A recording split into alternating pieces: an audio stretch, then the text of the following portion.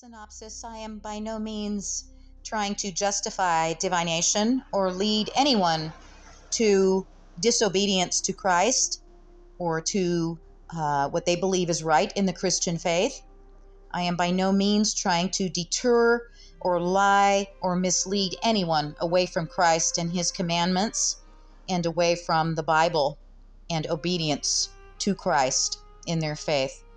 But I thought it would be interesting to navigate the Fool's journey in the tarot deck. The major arcana, from the Fool all the way to the World, all 22 cards.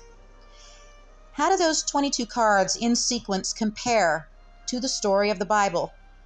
The word history rings to me as his story. Enjoy. Tarot, narrative, and the story begins in a place of perfect potential, a realm before time.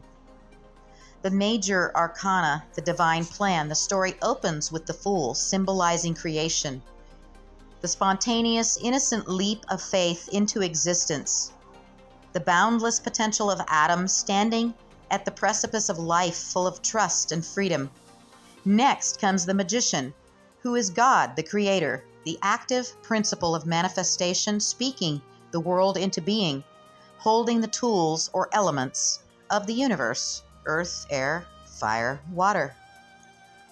The mystery of the divine is represented by the high priestess, the hidden wisdom, the Holy Spirit that moved over the waters. This secret knowledge gives way to the Empress. The abundance and fertility of Eden, the third major arcana, and then the Emperor, the fourth, the established order of God's law and authority. The path is laid out by the Hierophant, the institution of priesthood and the covenant delivered through Moses. The pivotal moment is the lovers, the crucial choice of Eden between divine guidance and earthly temptation, leading to the fall of man.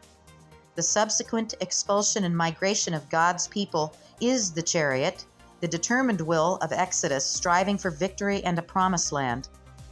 Through the time of judges and early kings, humanity is called to a difficult virtue: strength, the inner fortitude to tame the animalistic nature of sin, shown in figures like David.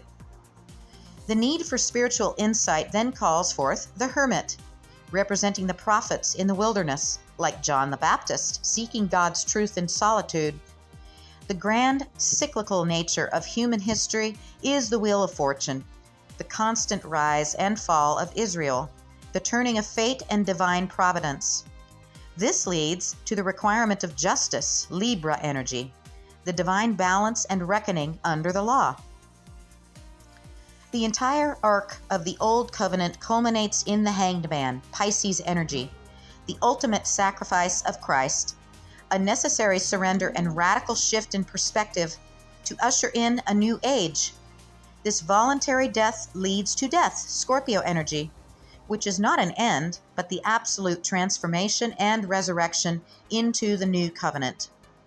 From this rebirth comes Temperance, Sagittarius energy, the blend and harmonization of the human and divine in the church, guided by the Spirit. Yet temptation remains as the devil, Capricorn energy, the bondage of sin and idolatry, holding humanity captive to materialism. This false structure is violently purged by the Tower, Scorpio Aries energy, the sudden catastrophic destruction of false systems like the Tower of Babel or the Final Temple.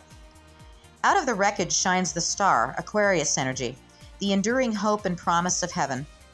But the final struggle involves internal doubt reflected in the moon, Cancer energy, the fears, illusions, and deceptive darkness of the end times where faith is tested. The darkness is broken by the sun, Leo energy, the glorious second coming of Christ, bringing absolute clarity and truth.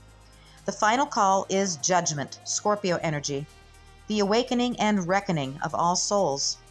The journey reaches its perfect end with the world, Capricorn energy, the blissful contemplation and fulfillment of New Jerusalem.